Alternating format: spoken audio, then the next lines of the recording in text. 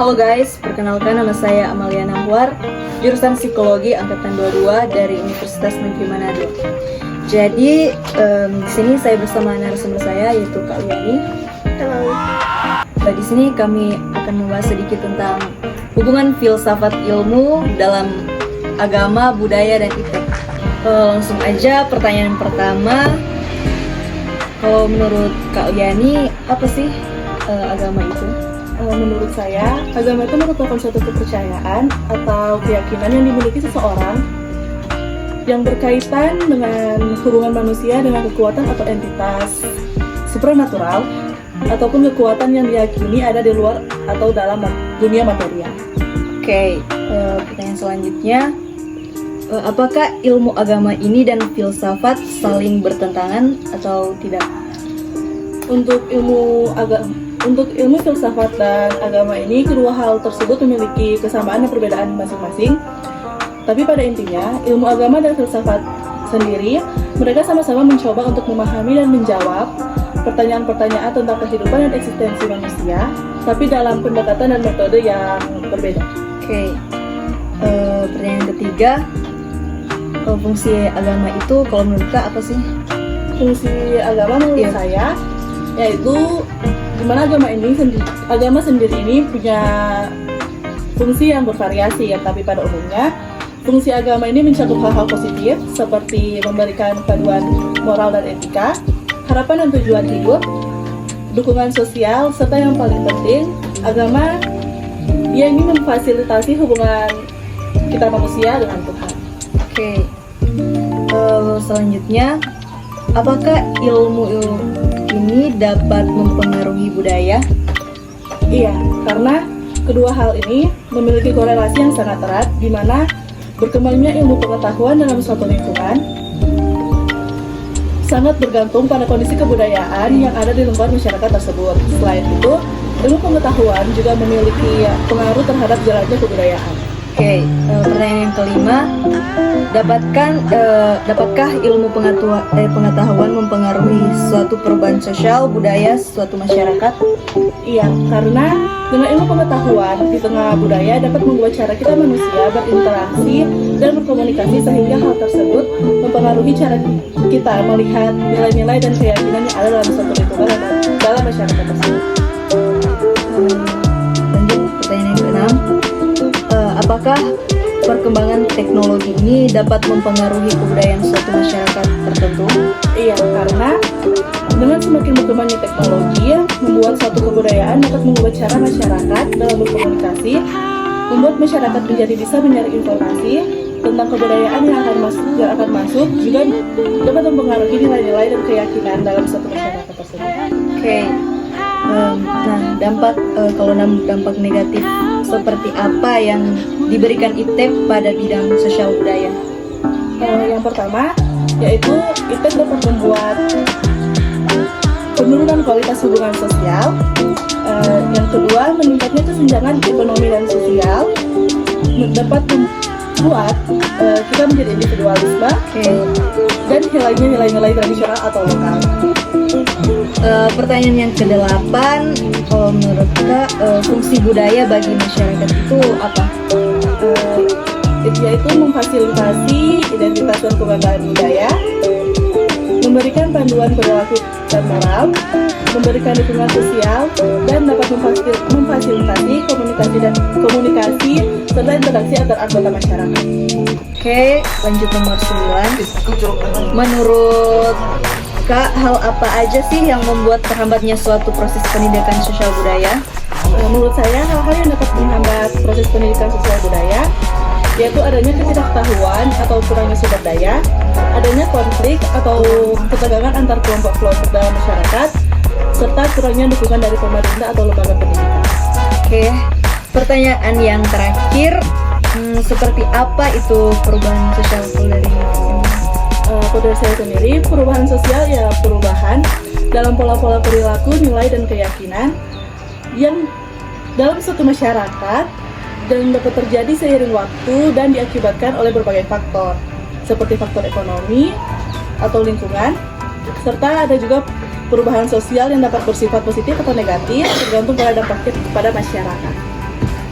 Oke guys, sekian pembahasan singkat tentang hubungan ilmu filsafat dari kami. Baik, dan di sini ada narasumber saya yaitu Kak Juan. Di sini saya akan mewawancarai 10 pertanyaan.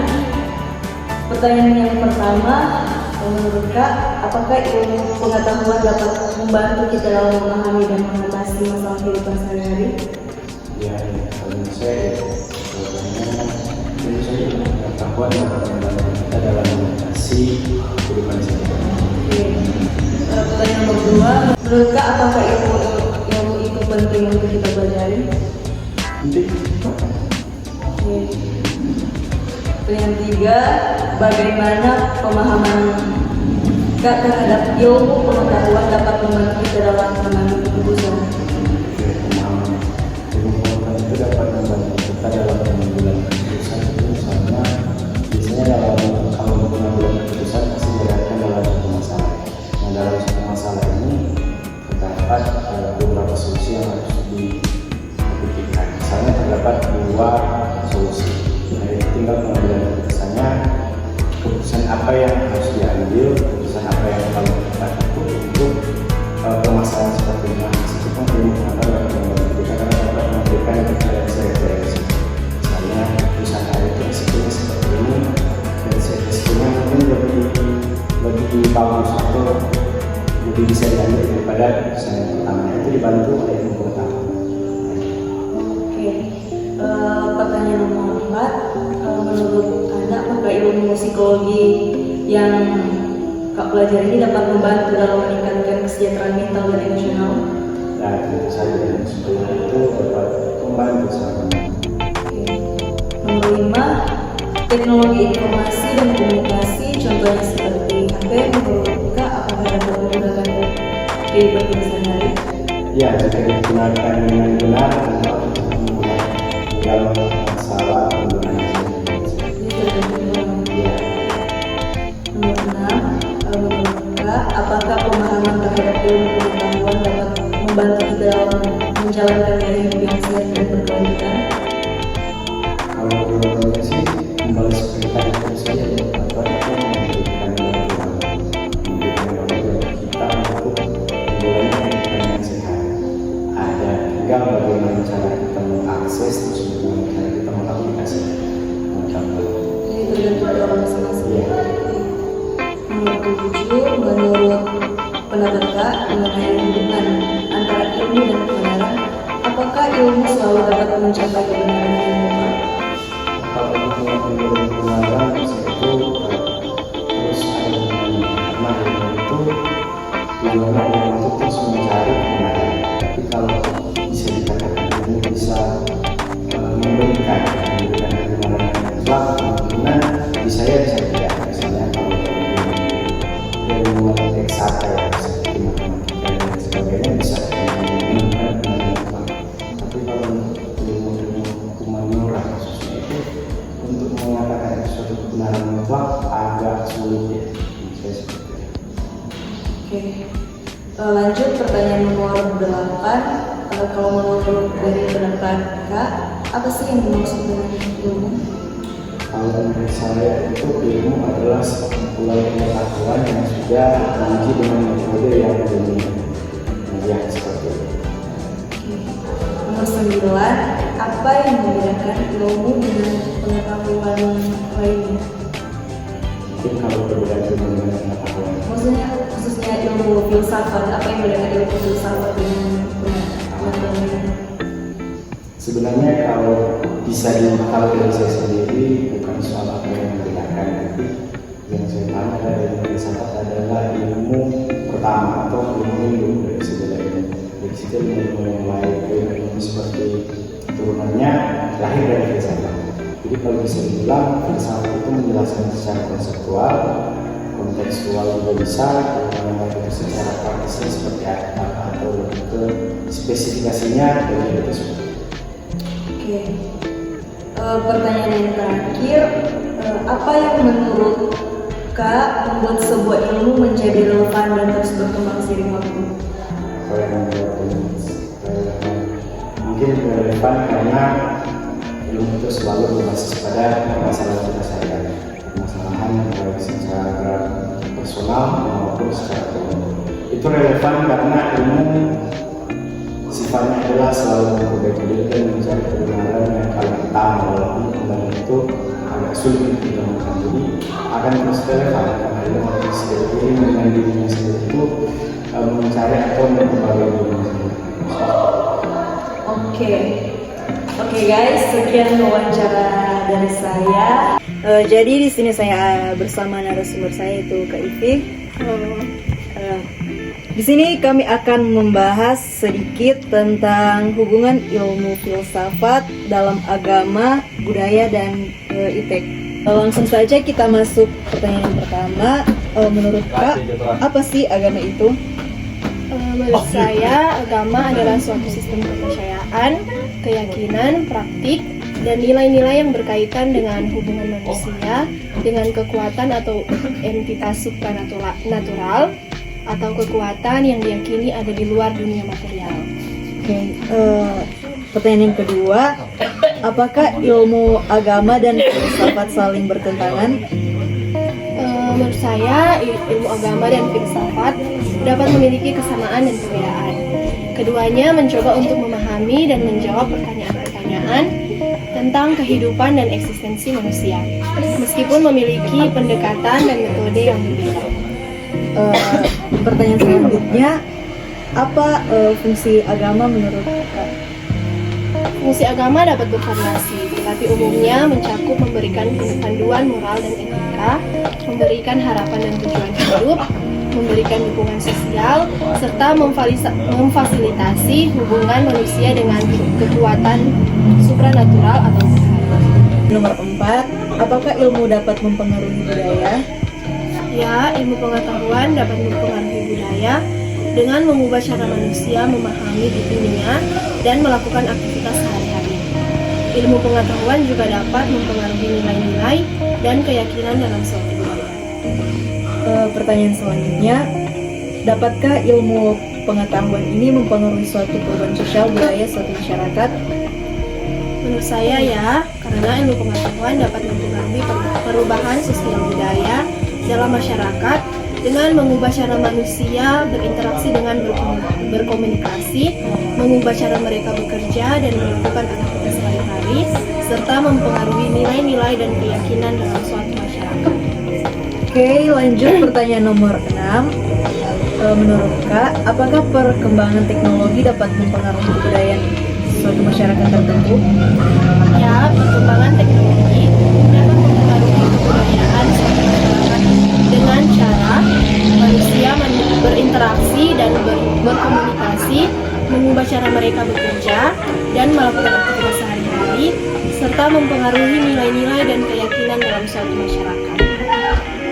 Pertanyaan yang ke-7, apa saja sih dampak negatif seperti apa yang diberikan ITEK pada bidang sosial budaya? Dampak negatif yang dapat diberikan oleh ITEK pada bidang sosial budaya meliputi penurunan kualitas hubungan sosial, meningkatnya kesenjangan ekonomi dan sosial, meningkatnya individualisme, dan hilangnya nilai-nilai tradisional atau lokal. Oke, yang ke-8, apa fungsi budaya bagi masyarakat? Menurut saya, fungsi budaya bagi masyarakat termasuk memfasilitasi identitas dan kebanggaan budaya, memberikan panduan perilaku dan moral, memberikan dukungan sosial, dan memfasilitasi komunikasi dan informasi antara anggota masyarakat. Oke, terus apa saja yang membuat terhambatnya suatu proses pendidikan sosial budaya? Hal-hal yang dapat menghambat proses pendidikan sosial budaya termasuk ketidaktahuan atau kurangnya sumber daya, adanya konflik atau ketegangan antara kelompok-kelompok dalam masyarakat, serta kurangnya dukungan dari pemerintah atau lembaga pendidikan. Pertanyaan yang terakhir, menurut Kak, seperti apa itu perubahan sosial? Menurut saya, perubahan sosial adalah perubahan dalam pola perilaku, nilai dan keyakinan dalam suatu masyarakat yang terjadi seiring waktu dan diakibatkan oleh beberapa faktor, termasuk teknologi, globalisasi, politik, dan perubahan dalam ekonomi atau lingkungan. Perubahan sosial dapat bersifat positif atau negatif, tergantung pada dampaknya pada masyarakat. Baiklah guys, itulah sekian pembahasan dari kami. Makasih Kak. Terima kasih. Jadi di sini saya kedatangan bintang tamu. Di sini ada Rina Mardiana. Jadi di sini saya akan mewawancarai 10 pertanyaan mengenai proses lahirnya ilmu. Baik Rina, kita masuk pada pertanyaan yang pertama. Kalau menurut Rina, apakah dengan ilmu pengetahuan dapat membantu kita dalam memahami dan mengatasi masalah kehidupan kita sehari-hari? Menurut saya sangat membantu karena ketika kita tahu ilmu, maka kita dengan mudah memecahkan masalah tersebut karena kita sudah tahu ini masalah ini sudah bisa kita atasi karena kita tahu dia punya jalan keluar, kita tahu dia punya solusi, makanya dia punya ilmu di sini harus benar-benar kita tahu, maksudnya kita pahami gitu. Pertanyaan yang kedua, apakah menurut Anda ilmu itu penting untuk kita pelajari? Sangat penting karena kalau kita tidak belajar tentang ilmu, maka kita akan bodoh. Artinya kalau kita diam, artinya kita mati. Jadi artinya kita harus betul-betul pelajari ilmu ini, bahkan dari sejak bayi pun memang ilmu itu sudah diajarkan ke kita. Jadi menurut saya ilmu itu sangat-sangat dan harus untuk setiap individu pelajari. Oke, lanjut pertanyaan yang ketiga, bagaimana pemahaman Anda terhadap ilmu pengetahuan dapat membantu kita dalam mengambil keputusan? Menurut pendapat saya dalam mengambil keputusan itu ilmu sangat membuat saya dapat memecahkan sebuah masalah.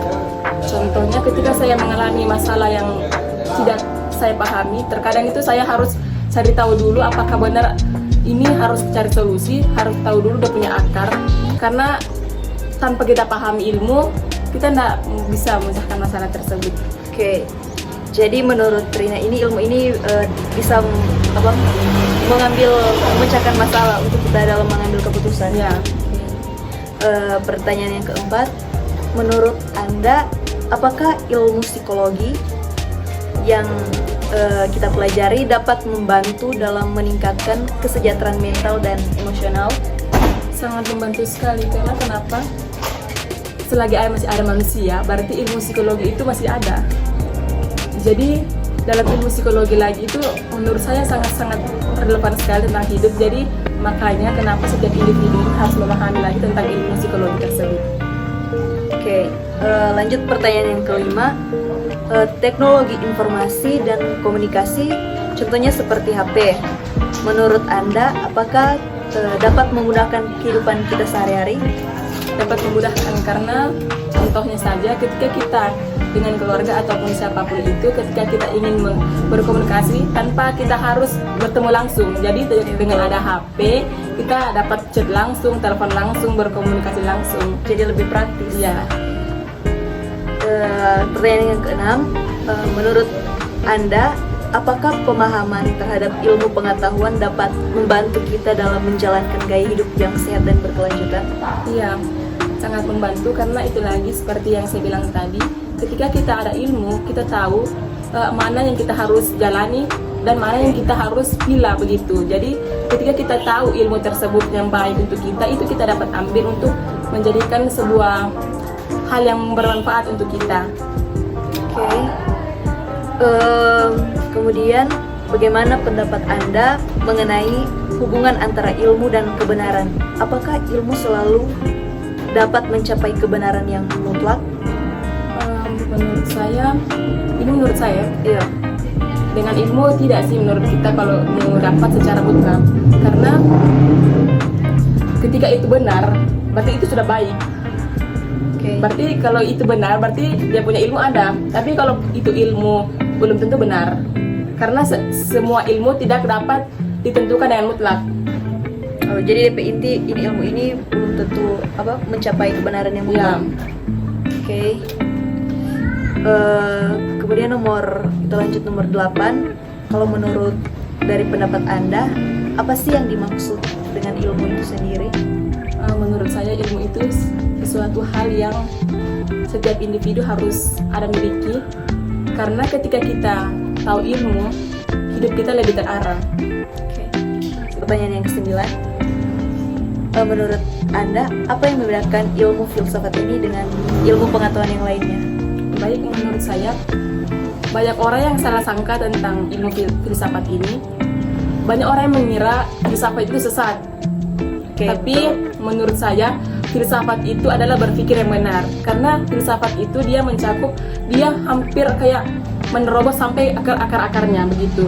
Jadi orang yang berfilsafat itu mempelajari ilmu filsafat, menurut saya itu sangat-sangat keren, karena tidak semua orang bisa. Oke. Yang Jadi membedakannya itu sih, dia punya, kalau ilmu lain mungkin tidak terlalu mendalam, tapi kalau filsafat dia mencapai akar-akar Dia mencari menggali. kebenaran. Iya, sampai kebenaran.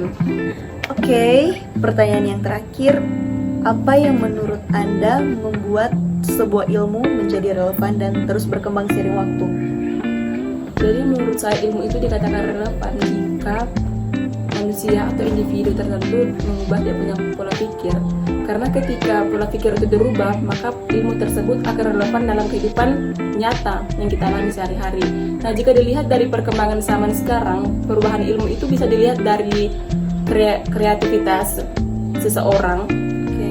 Yang kedua itu bisa dilihat dari sekarang rata-rata penelitian itu secara langsung lah di alam. Jadi bisa kita lihat perkembangan zaman sekarang itu sangat pesat tentang ilmu. Jadi menurut saya ilmu itu akan terus berkembang sesuai zamannya. Oke. Baiklah, itulah wawancara saya dari narasumber Rina. Sekian dan terima kasih. Bye.